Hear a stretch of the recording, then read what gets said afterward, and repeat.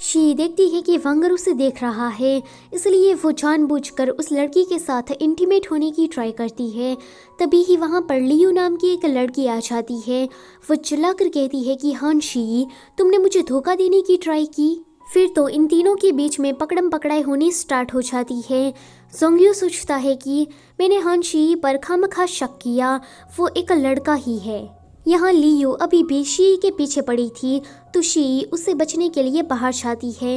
And बाहर आने के बाद गलती से शी से एक वानिंग नाम की लड़की के कपड़े उतर जाते हैं, वो भी सबके सामने। शी उसे सॉरी बोलकर बाहर भाग आती है। पांचवा राजकुमार बाहर ही था, तो वो उसका हाथ पकड़कर उसे अपने गैरेज में छुपा देता है।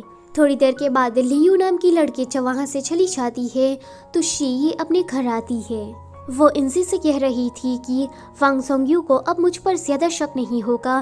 तभी ही वहाँ पर जिनजी आती है। वो कहती है कि मैंने लोगों से सुना कि वानिंग की फैमिली वाले तुम्हारी शादी उससे कराना चाहते हैं, क्योंकि वो लोग जस्टिस चाहते हैं। शी तो इसके लिए फटाक से मना कर देती है, पर जिनजी कहती है कि वानिंग ने सुसाइड करने की ट्राई की।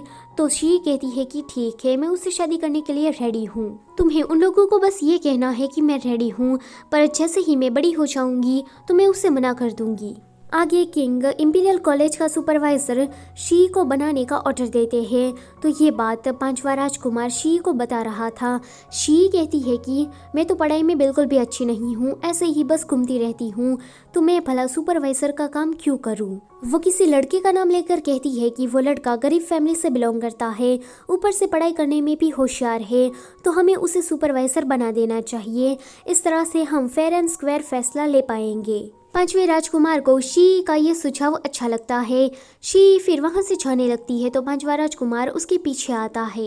पांचवा राजकुमार उससे बात करने की ट्राई करना चाहता था, पर शी उससे दूर हट रही थी। वो कहती है कि देखो, मुझे वुमन पसंद है, ना कि मैन। अब ये बात तो पांचवें राजकुमार के दिल पर लग जाती है। वो कहता है कि मैं तुम्हें दिखा दूंगा कि मुझे मैन पसंद नहीं है। आज रात तुम्हें मेरे साथ रुकना पड़ेगा, मेरे ही पैलेस में। शी कहती है कि ठीक है। अगले सीन में वो दोनों खाना खा रहे थे। पांचवा राजकुमार उससे कहता है कि जब मैं छोटा था तब मैं तुम्हारी बहन, जुड़वा बहन युआनिंग से मिला था। शी सोचती है कि क्या ये मुझसे मिला था, फिर ये बात मुझे याद क्यों नहीं है। पांचवा राजकुमार कहता है कि उस वक्त मेरी माँ बीमार थी एंड तुम लोगों के यहाँ मेरी माँ का इलाज हो रहा था। तब तुम्हारी बहन युआनिंग ने मुझे गिफ्ट के तौर पर ब्रेसलेट दिया था। मैंने अभी भी उस ब्रेसलेट को संभाल कर रखा है। मैं स्पेशली उसे थैंक यू कहना चाहता था, पर देखो ना कितने दुख की बात है कि अब युआनिंग इस दुनिया में जिंदा नहीं है। पर हान शी, जब भी मैं तुम्हें देखता हूँ तो मुझे तुम्हारी बहन की याद आ जाती है। शी कहती है कि हम दोनों जुड़वा है, इसलिए हमारा सिमिलर होना तो बनता है। पांचवा राजकुमार कहता है कि फिर भी तुम मुझे तुम्हारी बहन की तरह लगते हो। शी कहती है कि अब तुम मेरी इंसल्ट कर रहे हो। वो वहाँ से जाने लगती है, तो पांचवा राजकुमार उसे रोकता है। वो कहता है कि मैं तुम्हें ये साबित करके ही रहूँगा कि मुझे मर्द पसंद नहीं है, एंड अगर मुझे मर्द पसंद भी होते तो तुम मेरे टाइप के नहीं हो। शी कहती है कि रियली, फिर तो मुझे भी आज जानकर ही रहना है। फिर पांचवा राजकुमार शी को एक कमरा रहने को दे देता है। शी देखती है कि ये तो न्यूली वेड कपल का कमरा लगता है। एक्चुअली में ये कमरा पांचवें राजकुमार की वाइफ का था, पर उसकी तो अभी तक वाइफ नहीं आई, इसलिए पांचवें राजकुमार ने शी को ये कमरा ऐसे रहने के लिए दे दिया। रात में शी सोने की ट्राई करती है, पर उसे डर लग रहा था। उसे ऐसा लगता है मानो जैसे उसे कोई देख रहा हो। ये सोचकर शी वहाँ से रात में ही भागने की ट्राई करती है, पर पांचवा राजकुमार उसे पकड़ लेता है। वो कहता है कि तुम इस तरह से ऐसे ही नहीं भाग सकती। अगले सीन में वो शी के साथ ही सो जाता है ताकि शी भागे ना। शी सोचती है कि अब तो मैं यहाँ पर बुरी फंसी, चाहे जो कुछ भी हो जाए, पर मुझे सोना नहीं है। पर थोड़ी देर के बाद वो सो जाती है। पांचवा राजकुमार अभी भी उठा था। जैसे ही वो शी को देखता है तो उसकी हार्ट बीट तेज हो जाती है, एंड बार बार ऐसा ही हो रहा था। एक फ्लैशबैक में हमें दिखाया जाता है कि हान शी और युआनिंग जब खेल रहे थे तो एक हमलावर ने आकर हान शी को मार दिया था एंड युआनिंग को पानी में फेंक दिया था। दरअसल में ये सारा नज़ारा शी अपने सपने में देख रही थी। वो नींद में अपने भाई का नाम ले रही थी, तो ये देखकर पांचवा राजकुमार उसके हाथ पकड़ लेता है। अगले दिन शी जब उठती है तो पांचवा राजकुमार वहाँ से जा चुका था। आगे शी जिनजी और इंजी के साथ किसी पेविलियन में जाती है। वहाँ पर ऑलरेडी जोंग्यू और उसके 2 चमचे थे।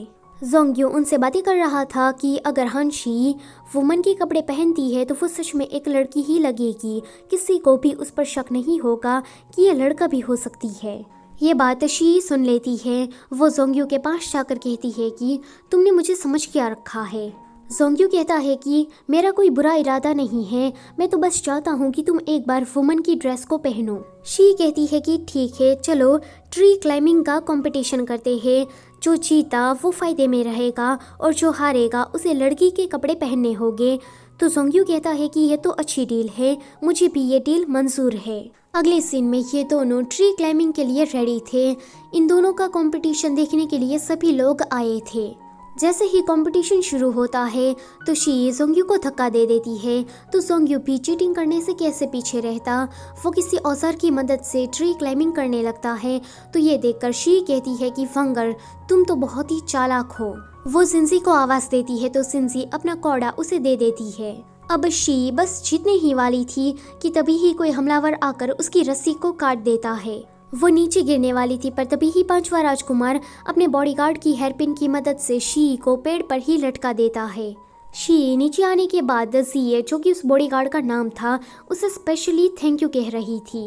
वो कहती है कि जिए, मुझे पता नहीं था कि तुम्हारे अंदर छुपा हुआ टैलेंट भी है, मैं तुम्हें सच में शुक्रिया अदा कहना चाहती हूँ। तो तुम क्या मेरे साथ डिनर पर चलोगे? वो पांचवें राजकुमार और बाकी सभी को भी इनवाइट करती है, तो वो सभी लोग इसके लिए रेडी हो जाते हैं। दूसरी तरफ वो जो हमलावर था वो प्राइम मिनिस्टर के पास आता है। एक्चुअली में ये हमला शी पर प्राइम मिनिस्टर ने ही करवाया था।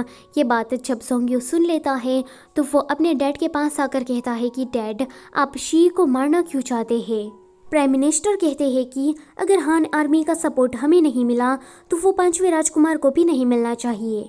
जोंग्यो कहता है कि डैड, आप इतनी पॉलिटिक्स खेलकर पावरफुल क्यों बनना चाहते हो? तो प्राइम मिनिस्टर उसे कहते हैं कि तुम तो सच में एक गधे हो। अगर तुम्हारा कजिन ब्रदर दूसरा राजकुमार राजा नहीं बना तो मेरे पास कोई पावर नहीं रहेगी, और तुम भी ये जो ऐशो आराम की जिंदगी जी रहे हो वो भी तुम्हें नहीं मिलेगा। जोंग्यो कहता है कि मुझे ऐसी कोई जिंदगी नहीं चाहिए जहाँ पर किसी को मारकर हम पैसे वाले बने, पावरफुल बने। इससे अच्छा तो हम गरीब बनकर शांति की जिंदगी जी सकते हैं।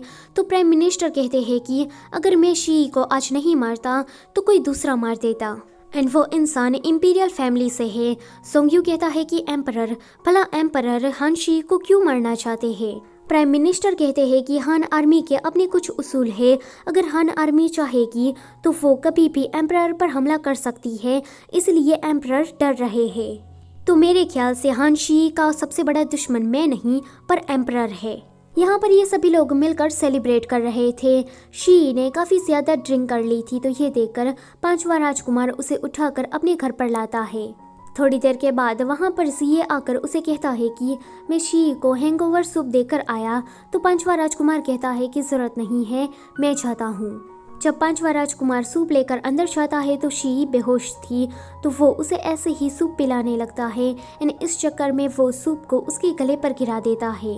शी के कपड़े भी गीले हो गए थे, तो वो उसके कपड़ों को उतारने लगता है। वो जैसे ही लास्ट वाली लेयर को उतारता है तो वो चौंक जाता है। वो कहता है कि इसका मतलब ये है कि हानशी एक लड़की है। वो वापस से उसके कपड़े पहना देता है। फिर वो सोचता है कि अगर ये युवा निंग है तो इसका मतलब ये है कि बचपन में हानशी की मौत हुई थी। पर युवा निंग यहाँ पर लड़का बनकर क्यों आई है? कारण चाहे जो कुछ भी हो, मुझे इस राज को अपने तक ही सीमित रखना होगा। प्राइम मिनिस्टर अपनी बहन, जो कि दूसरे राजकुमार की माँ भी है, उससे बातें कर रहे थे। आज दूसरा राजकुमार कैपिटल में वापस आने वाला था, तो ये देखकर प्राइम मिनिस्टर और उसकी माँ दोनों ही पांचवें राजकुमार को फंसाने का एक प्लान बनाते हैं। वो लोग अपने कुछ आदमियों को भेजकर दूसरे राजकुमार पर हमला करवा देते हैं। जब दूसरा राजकुमार राजमहल में घायल अवस्था में आता है तो किंग उसके लिए परेशान हो जाता है। डिटेक्टिव आकर कहता है कि दूसरे राजकुमार को जो ये तीर लगा है वो सिर्फ और सिर्फ पांचवा राजकुमार ही यूज़ करता है। ये सुनकर दूसरे राजकुमार की मां नाटक करने लगती है।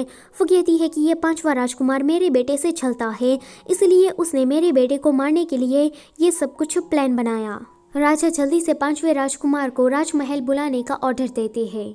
शी देखती है कि पांचवें राजकुमार को कुछ कार्ड्स इंपीरियल कोर्ट में ले जा रहे हैं। अगले दिन वो जब कॉलेज आती है तो पांचवा राजकुमार वहाँ नहीं आया था। उसे पांचवें राजकुमार की चिंता हो रही थी क्योंकि शी जानती थी कि पांचवा राजकुमार ऐसी बेकार सी ट्रिक्स तो कभी नहीं खेलेगा। जोंग शी को देखकर परेशान था। वो सोचता है कि अगर मैं कोई प्राइम मिनिस्टर का बेटा नहीं होता, इन एक नॉर्मल फैमिली से बिलोंग करता ना, तो आज हम सभी लोग खुश होते। इसी के साथ पार्ट नंबर 3 होता है यहीं पर ही ख़त्म। गाइस, इस सीरीज़ में कम व्यूज़ आ रहे हैं तो इसे आप अपने फ्रेंड्स के साथ शेयर करके मुझे थोड़ा सपोर्ट करिए। Thank you for watching.